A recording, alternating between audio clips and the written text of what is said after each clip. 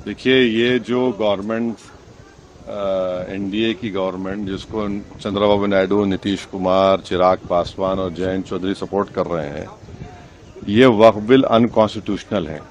ये वक्फ bill article 14, article 25, 26, 29 का grave violation है। ये वक्फ बिल नहीं है, बल्कि ये वक्फ बर्बाद बिल है ये।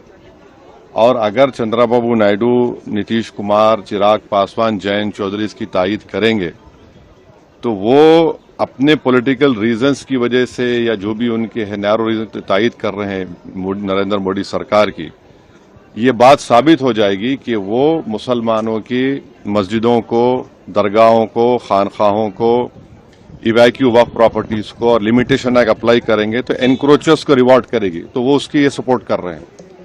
उनको ये देखना चाहिए कि ये सपोर्ट तो कर रहे हैं, मगर क्या आप 5 साल के बाद जब जाएंगे जनता के पास, क्या जवाब देंगे उनको? अब तो बिहार का चुनाव भी है। तो ये अनकॉन्स्टिट्यूशनल। एक बात समझिए, वक्फ बाय यूजर सरकार निकाल रही है। हिंदू धर्म में mud by user, temple by user allowed है, तो यहां पर क्यों अलाउ नहीं कर रहे आप? हिंदू एंडोमेंट बोर्ड में कोई नॉन हिंदू मेंबर नहीं बन सकता, तो यहां पर आप नॉन मुस्लिम को क्यों बना रहे हैं? तीसरी बात यह है कि एंडोमेंट का जो ट्राइब्यूनल है उसका डिसीजन के खिलाफ आप रिव्यू डालते हैं, यहां पर आप कह रहे हैं कि उसको अपील करेंगे। हिंदू एंडोमेंट बोर्ड में कमिश्नर, कोई भी हिंदू एंडोमेंट कमिश्नर कोई प्रॉपर्टी को डिक्लेयर कर सकता है एज अ हिंदू धर्म की प्रॉपर्टी। कलेक्टर का कोई रोल नहीं हिंदू एंडोमेंट बोर्ड में, क्यों कलेक्टर को लेकर आ रहे हैं आप? तो ये सब जो चीजें कर रहे हैं ना, एक ही मकसद है, मुसलमानों से नफरत और इस देश में हिंदुत्व की आइडियोलॉजी के तहत ये एक प्रोजेक्ट है जिससे मुसलमानों को उनके रिलीजन से दूर करना, रिलीजियस प्रॉपर्टीज को छीन लेना। हमारा डिमांड एक ही है कि जो चीजें हिंदू धर्म के लिए, एंडोमेंट बोर्ड के लिए सही है, यहां पर गलत कैसे हो रही है? वो जो सिख गुरुद्वारा प्रबंधक कमेटी में कोई नॉन सिख मेंबर नहीं बन सकता, तो यहां पर कैसा कोई नॉन मुस्लिम बनेगा? ये बात आपको समझने की जरूरत है। आर्टिकल 25, 26, 29, 14 का ग्रेव वायलेशन है। इनको सोचना चाहिए चंद्रबाबू नायडू को। अभी वक्त है उनके पास, सोचना चाहिए कि आप क्या बर्बाद करने का पूरा सहूलत दे रहे हैं बीजेपी को आप। डॉग विसिल पॉलिटिक्स के उस्ताद लोग हैं। वक्फ की संपत्ति में थोड़ा घालमेल है, इसकी बड़ी चिंता है उनको, ऐसा उन्होंने कहा है। तो इस देश में संपत्ति का संकेंद्रण 5% लोगों के हाथ में है और संविधान की धारा 38(2) और 39(c) कहती है इसको खत्म करो। उस पर कब बिल ला रहे हैं किरण रिजिजू जी, या सिर्फ डॉग विसिल पॉलिटिक्स होगी? बिल लेकर के आ रही है। भारतीय जनता पार्टी का इतिहास, जिस तरह के फैसले लिए अगर हम देखें, उससे कहीं न कहीं जो परिणाम भारतीय जनता पार्टी चाहती थी वो नहीं आए। भारतीय जनता पार्टी का हर फैसला वोट के लिए, अपने लोगों को खुश करने के लिए। ये वक्फ बिल के खिलाफ समाजवादी पार्टी है, पहले भी थी, आगे भी रहेगी। जिस तरह के संशोधन भारतीय जनता पार्टी कर रही है, वो पूरा कंट्रोल अपने पास चाहते हैं। जो एडमिनिस्ट्रेटिव पावर है वो पूरा का पूरा अपने पास रखना चाहते हैं। इस देश ने वो समय भी देखा है कि जिस समय एडमिनिस्ट्रेटिव गलत फैसले की वजह से भारत की जो संस्कृति रही, भाईचारा रहा, उसके खिलाफ खाई पैदा की है। और अगर हम इनका जो फैसले लिए अगर पलट करके देखें, एंग्लो इंडियन बिल जिसमें कि सदस्य एक बनता था, चुन करके आता, वो अपॉइंट होता था, वो बिल ले लिया वापस, वो आरक्षण छीन लिया। आरक्षण एंग्लो इंडियन का छीना, नोटबंदी से रुपया छीना, लेकिन भ्रष्टाचार बढ़ गया, रुपए आज भी निकल रहे हैं। जीएसटी कानून लाए, उधर व्यापारियों का सब कुछ छिन गया। दिन भर वो केवल जीएसटी का चक्कर काट रहे हैं। तो जीएसटी हो, नोटबंदी हो या अन्य फैसले हों, ये छीनने का काम करते हैं, लोगों का कुछ न कुछ छीनने का काम करते हैं। वक्फ के माध्यम से ये कहीं न कहीं संदेश ये देना चाहते हैं कि अपना वोट बैंक ठीक कर लें, क्योंकि नौकरी दी नहीं, रोजगार दिया नहीं, किसान की आय दोगुनी हुई नहीं, तो इनका वोटर भी इनसे नाराज है। देखिए, जिस वोटर को ये तुष्टीकरण कहते थे, हम लोग तुष्टीकरण कर रहे हैं, क्या ये तुष्टीकरण नहीं दे रहे हैं? कर रहे हैं किट बांट करके। अभी ईद पर जो किट दी है, क्या ये तुष्टीकरण में नहीं आएगा? क्योंकि इनको पता है इनका वोट खिसक गया है। अभी तक तो ये हिंदू भाइयों को गुमराह करते थे, अब इनकी कोशिश है कि मुसलमान भाइयों को भी गुमराह कर दें। आपने तो खुद 2009 के मैनिफेस्टो में कहा कि आप रहमान कमेटी की रिपोर्ट लागू करेंगे। आपने खुद ने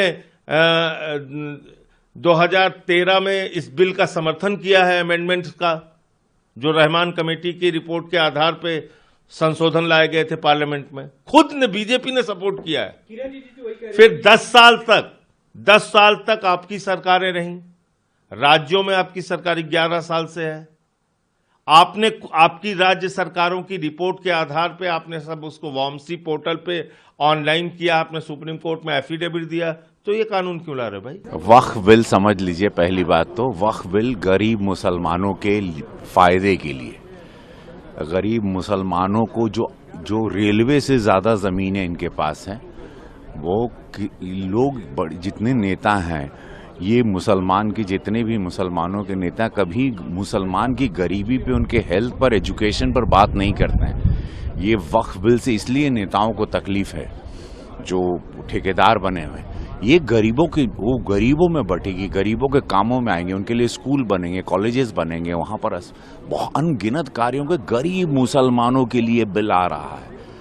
आज तक किसी ने गरीब मुसलमानों को धर्म की बात की, लेकिन गरीब मुसलमान पर किसी ने बात नहीं की, ना उनके एजुकेशन पर, ना उनके हेल्थ पर। खाली उनको वोट बैंक बनाकर इतने सालों से रखा गया, उसका खात्मा होने जा रहा है, इसलिए सबको पीड़ा हो रही है। जो वक्फ बोर्ड पर जो बिल आ रहा है, ये बिल जो आम मुसलमान है, मुसलमानों के फायदे का है। ये बिल मुसलमानों के विरोध में नहीं है। जानबूझकर अपोजिशन मतलब उनको मिसगाइड कर रहे हैं। मुझे लगता है कि जो वक्फ बोर्ड है, वक्फ बोर्ड कुछ लोगों के हाथ में हमें जा रहा है, उसका फायदा गरीब मुसलमानों को होता नहीं है। सरकार की मनीषा ये है कि वक्फ बोर्ड के जमीन का फायदा, वक्फ बोर्ड के प्रॉपर्टी का फायदा सभी मुसलमानों को होना चाहिए, इसीलिए बिल लाया गया है। इसीलिए तमाम मुस्लिम कम्युनिटी को मेरा निवेदन है कि भाई ये बिल आपके विरोध में नहीं है, आपके डेवलपमेंट के लिए ये बिल है। और माननीय मोदी जी की सरकार मुसलमानों का सपोर्ट करती है, हम मुसलमानों के विरोध में नहीं है। नीतीश कुमार पिछले 19 साल से बिहार में काम कर रहे हैं। अब बिहार में उन्होंने जो मुस्लिम समुदाय के लिए काम किया है वो सामने में है, और कभी भी उनके हित, जो उनका इंटरेस्ट है, कभी भी उस पर उन्होंने कि उनके साथ गलत हो ऐसा नहीं होने दिया। और अभी भी जो कुछ आ रहा है उसमें हमारे पार्टी और नीतीश कुमार जी से बहुत लोग मिले थे, उन्होंने अपना सुझाव भी दिया था, और जो जेपीसी में हमारे मेंबर थे इस बात को उन्होंने रखा भी, और मुझे लगता है सरकार उसको इनकॉर्पोरेट भी करेगी।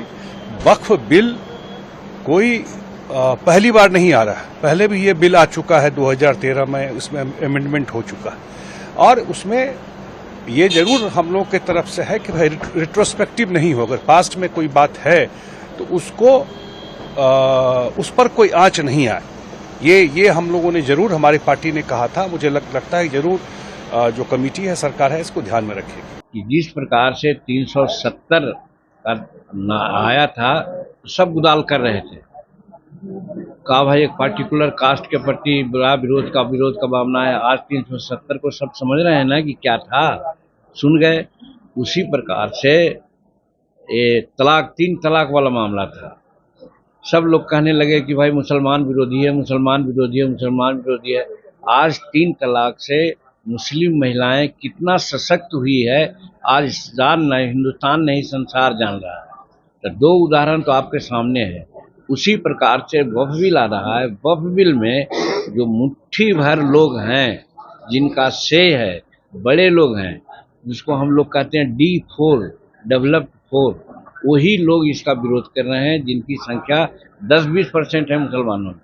बाकी मुसलमान जो हैं उनके हित में है कि उनके जमीन जो दूसरे लोग कब्जा किए हुए हैं और क्या क्या काम कर रहे हैं, बिजनेस कर रहे हैं देश में विदेश में, उन लोगों से जमीन ले करके बाकी जो छोटे अल्पसंख्यक के लोग हैं उनमें उसको वितरण किया जाएगा, उनके लाभ के लिए काम किया जाएगा, चिकित्सालय खोला जाएगा, स्कूल खोला जाएगा, टेक्निकल कॉलेज खोला जाएगा।